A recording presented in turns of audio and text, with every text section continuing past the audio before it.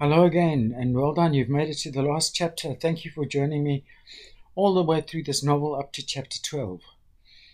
So, in this final episode of Tsotsi, we're going to see big changes in Tsotsi. You can see at the beginning here, there's this guy Isaiah, which is a biblical name, and he works in the garden of a church. There's this white lady who is advising him about how she wants the gardening done. Something is said about race relations in South Africa back in the day. But Tsotsi ends up meeting this guy. Tsotsi's outside the fence, and this Isaiah offers him some tea, and they start speaking about what is inside the church. And this Isaiah invites Tsotsi to come to the church. And we can watch further on in that further changes in Tsotsi as the chapter progresses. So here's this Isaiah. He's planting plants in rows, so seedlings. He's trying to get them straight, and this Miss Marian had shown him, "Just so much, Isaiah. Put your hand down. Yes, that's how far apart they must be." He didn't need to look back now to know he'd gone crooked. The little seedling he'd just put in was no less than 3 hands away from the corresponding one in the first row. He stole a quick look at the office window. Sounds like she works in the office of the church. He caught a blur of grey hair, so he pretended to be busy, but she must have seen him. "Everything all right, Isaiah?" Could he pretend not to have heard? "Isaiah?" Old man, white hair, stiff legs, can't hear. He planted away industriously, taking care to measure the spot for every seedling. If she's watching, he thought, she'll see me doing it right. He made a great show of measuring with his hand. Even went back on his tracks to measure those he'd just planted, so as to convince the eyes at the window. He thought he'd succeeded, but then he hears the door slam, and she comes down the gravel path. He sighed inwardly and prepared himself that she's going to criticize his work. He'd played it all wrong. He should have answered when she first called. "Isaiah, I was calling." He waited. "Isaiah?" Great pain, long-suffering pain, that's the tone of her voice. She could sound it in a way that he'd never heard from anyone else. The hyphens here tell you how to say this. "Isaiah, what have you done?"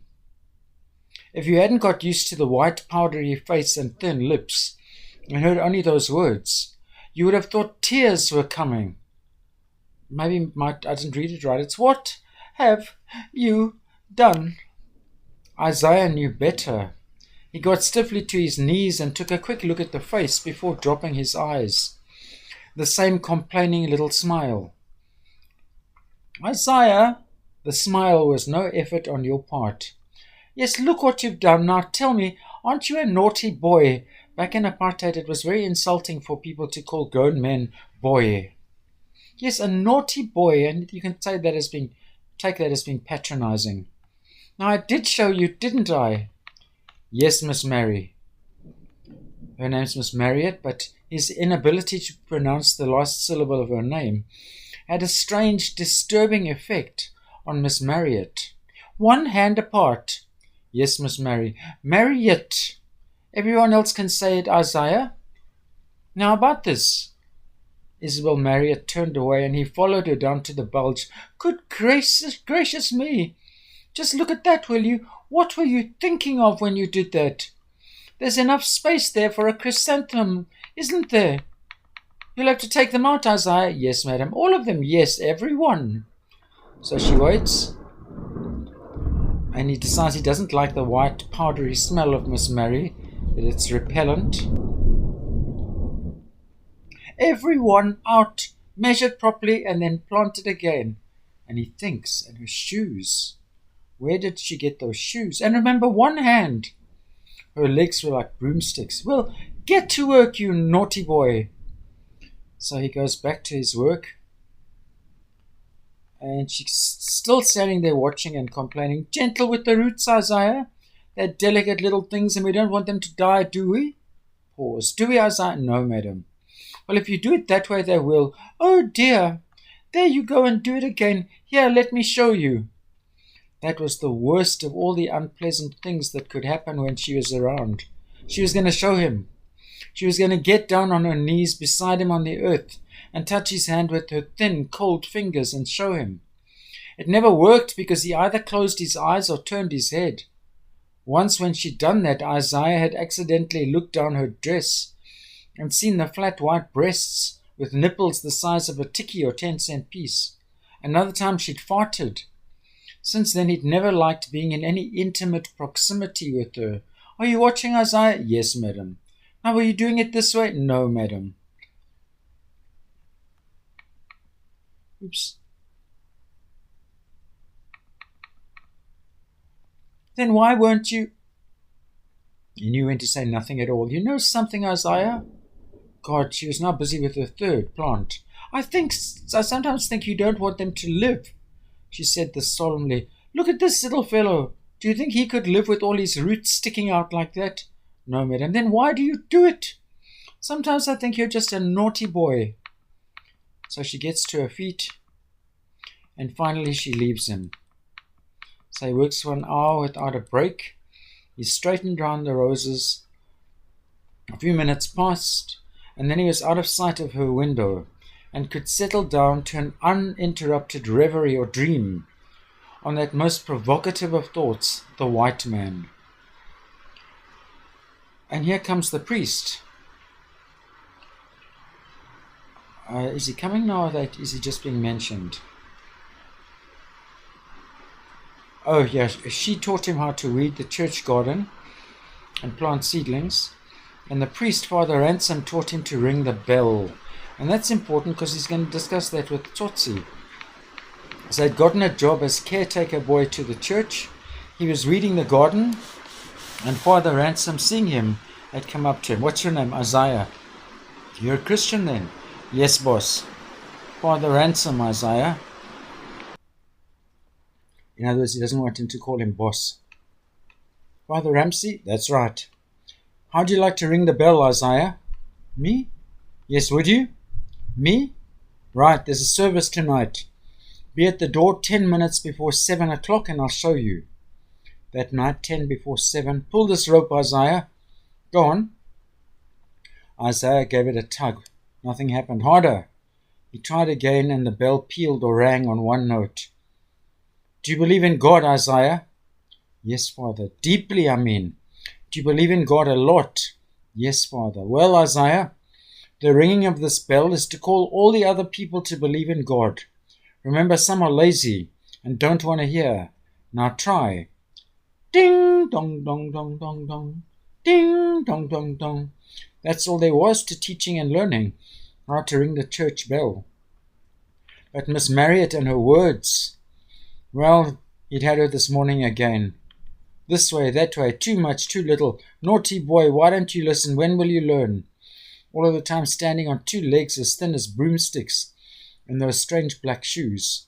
And this is where he notices Tsotsi. He first noticed the man at tea time. Miss Marriott had called his name 3 times in a shrill, surprisingly loud voice. So he took his tin around to the office. Back in the day, sometimes the workers were not allowed to use the cups and the mugs from inside, and they got a tin. And she filled it with tea for him. There was one tree on the holy church grounds, a crooked blue gum, another one of these gritty setting things that even the tree is crooked, near the big gate for motor cars, and in its shade Isaiah always drank his tea. He noticed the man because he looked tired. The largest part of Isaiah's long life had been spent in hard work, and he knew from personal experience the attitudes and angles of really deep exhaustion, when the body can no longer even carry its own weight. He saw it immediately in the way the young man was sitting on the pavement and half leaning against the lamppost, and it reminded him straight away of the terrible time he'd once spent as a laborer on a potato farm. He saw again the terrible, unspeaking postures of his fellow workers. So he knew the warnings. Look the other way, go about your business, as if you've never seen him. But now in his old age, life had more than ever before become meaningful in terms of what he could recognize or remember, what he knew or what he'd been through himself. So sitting under the tree, he swallowed a mouthful of tea and then sighed and said aloud, "Too much for one man. Shall I throw it away?" He looked at Tsotsi. "Somebody else might like some warm tea. What about you?" The young man sat up and looked at Isaiah, who offered him the tin. He looked as though he was going to refuse the tea. Then he got to his feet and came and sat down beside Isaiah. I thought he was outside the fence, but I was wrong, it seems. I'm not sure where he's come in here. He took the tin with a murmur of thanks and drank. From time to time he looked up and examined the church, and he speaks about that. Isaiah says the name, the Church of Christ the Dreamer. Of course, it's Redeemer. The young man looked at Isaiah carefully. He seemed to hesitate about saying something in reply, but finally got it out. "God." Isaiah says, "That's right." Tsotsi says, "There inside." Inside. The stranger gave Isaiah his tin back. There was still some tea left. Isaiah hesitated in taking it, but decided against urging him to finish it all. And Isaiah says, "I ring the bell. On Sundays and before evening songs, I ring the bell. You've heard it, haven't you? It's me." "Why do you ring it?" Isaiah closed his eyes with pleasure. "To call all the other people to believe in God.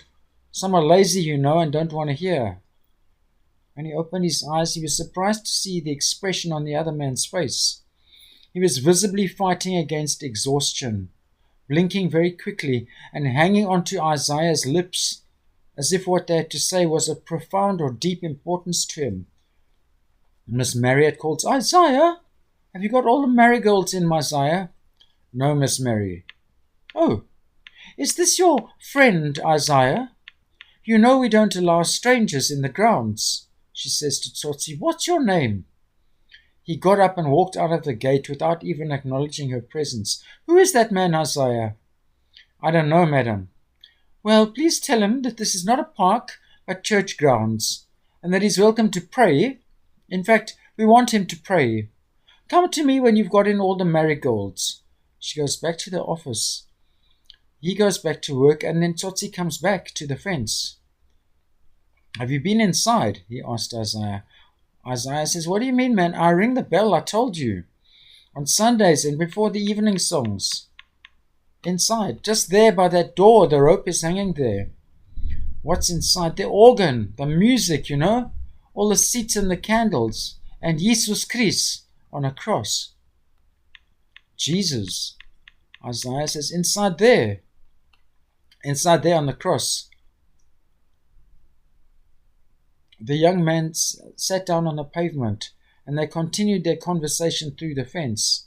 Tsotsi says, "What's he do?" Isaiah, "What's he do? Man, he's dead." Tsotsi, "Dead?" "They killed. They put him up on the cross and he died." "What did he do?"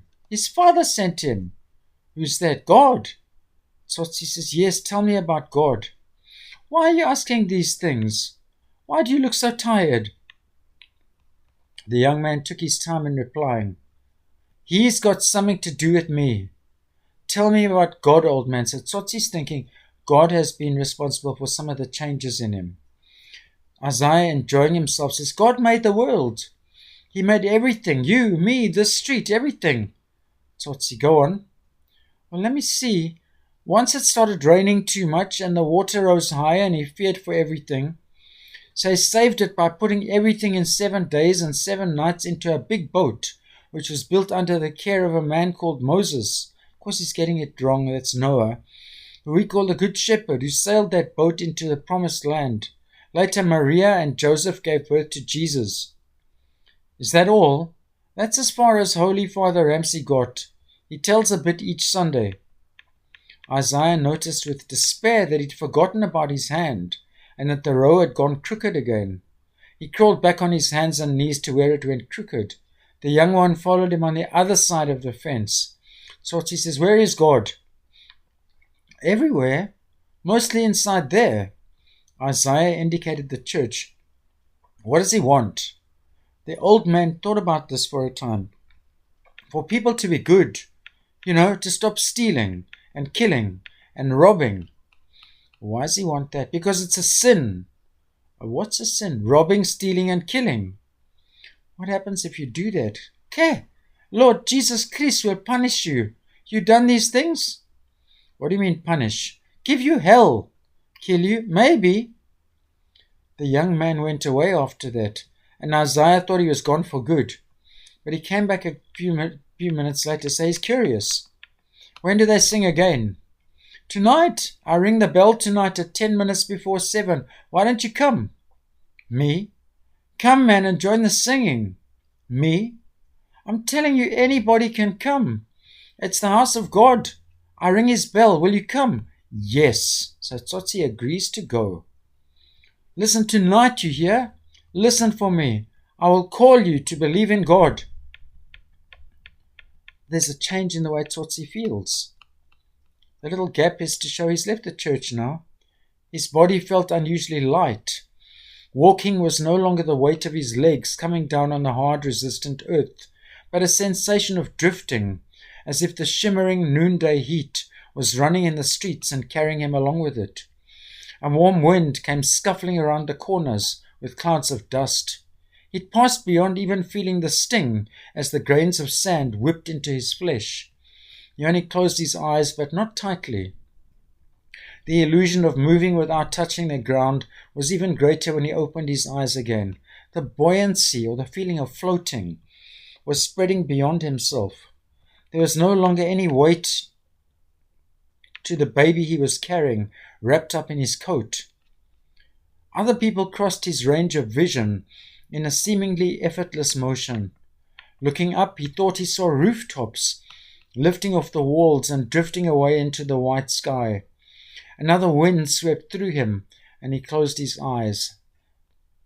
So he's taking the baby, as you can see, to Miriam and Gidi, who's been doing washing. She sees him. She stops doing the washing. She gets to her feet and flicked the soap suds off her arms. She knew what he carried wrapped up in his coat. The baby? Tsotsi nodded.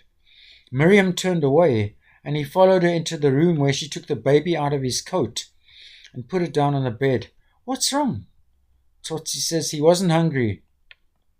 That's not so, Miriam protested. He's more hungry than my Simon. Babies need milk. Did you give him the milk in the bottle? Tsotsi says yes.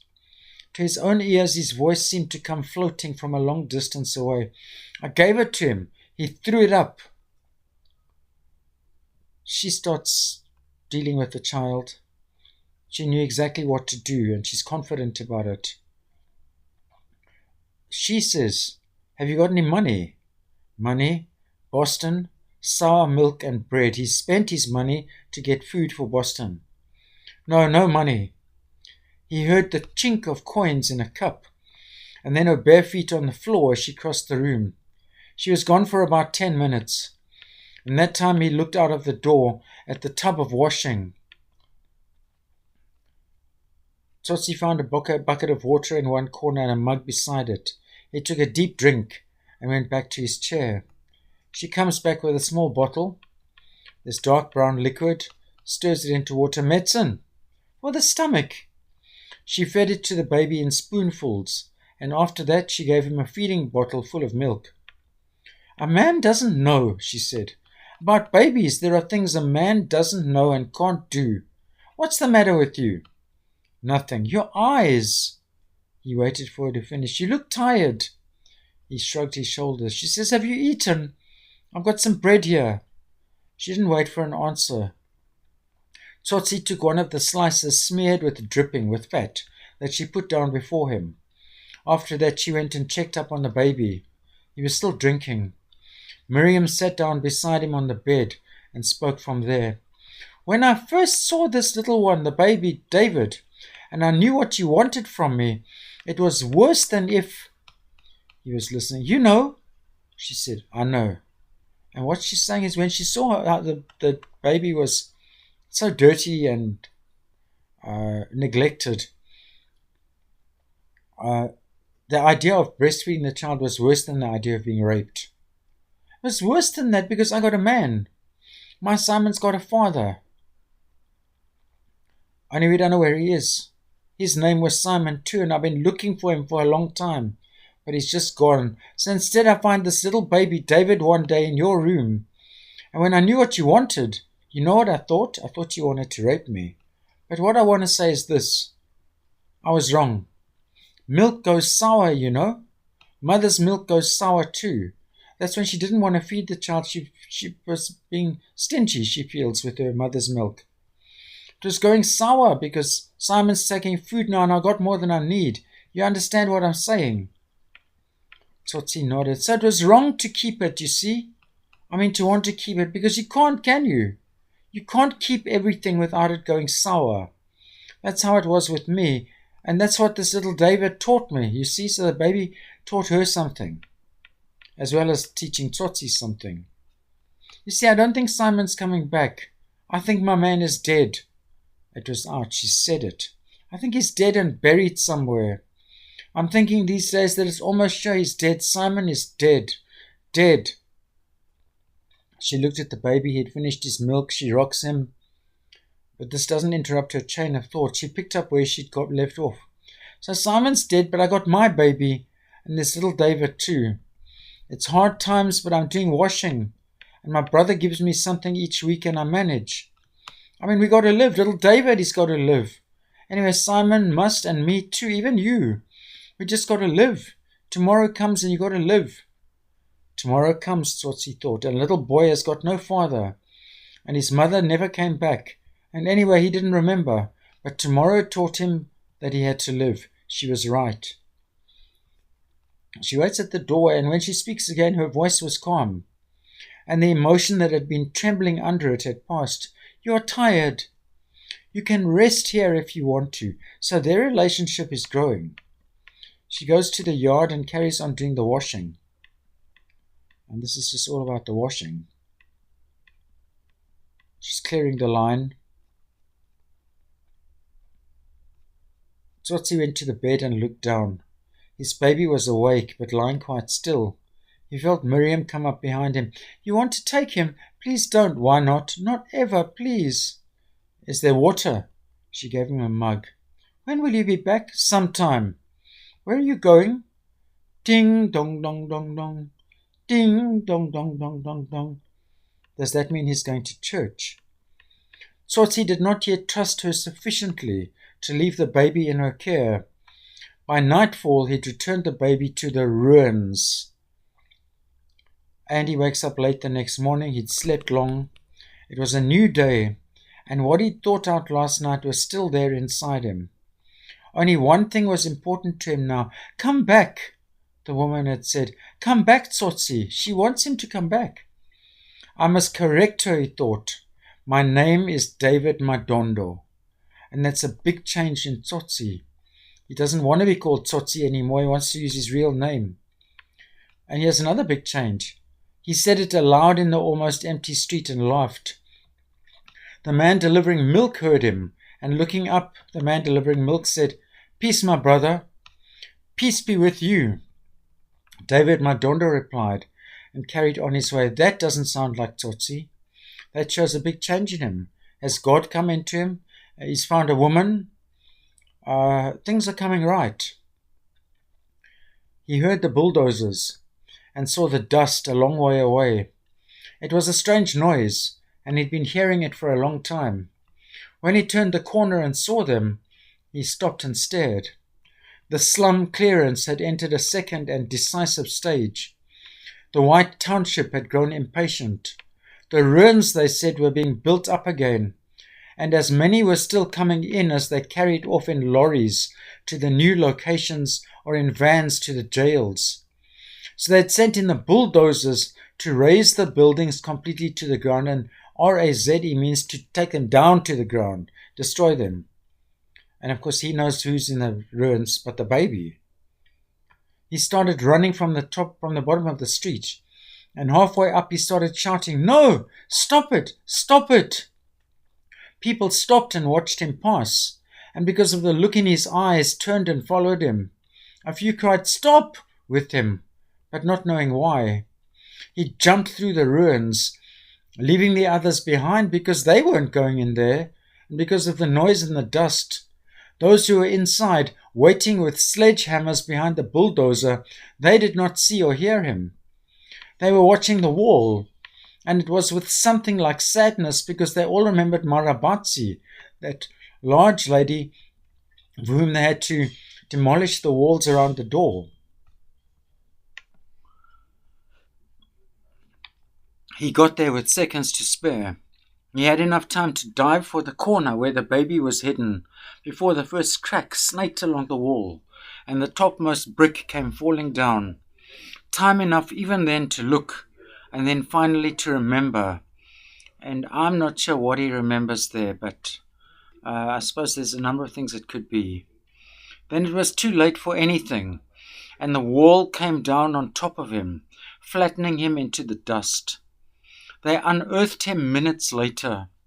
All agreed that his smile was beautiful and strange for a Tsotsi, and that when he lay there on his back in the sun, before someone had fetched a blanket, they agreed that it was hard to believe what the back of his head looked like when you saw the smile. And that's the end of the novel. I mean, this is why I'm very disappointed with the movie, because in the movie, the police catch him and he returns the baby. To me, this has so much more meaning. Tsotsi dies, and one assumes the baby dies too, as the bulldozers take this building down. But he dies with a smile.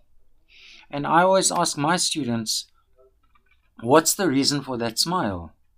And to me, the reason is, he's found peace in his heart. He's found the soul that Boston was asking him about in chapter 2. The babies helped him care for someone and be responsible for someone. He's found a woman who wants to care for him, Miriam and Gidi. And he's interested in finding religion. And he was going to go and find God in a church. So it's a happy and sad ending at the same time. He dies with someone, the baby, whom he's come to love. So Tsotsi, we had so little hope for him at the beginning. He was so bloodthirsty and so uncaring, and he seemed to have no soul and no feeling. Dies at the end of the novel with a whole lot of feeling and a whole lot of happiness, and dare I say, something approaching love, if it's not already love, for that baby. A caring he's found by the end of the novel. I hope that this reading guide to Tsotsi has helped you. And it's a very interesting novel. I hope you found it interesting. And I thank you so much for joining me through these 12 chapters. And I wish you all well. I hope to see you again in another work of literature. Thank you so much. And God bless you. Goodbye.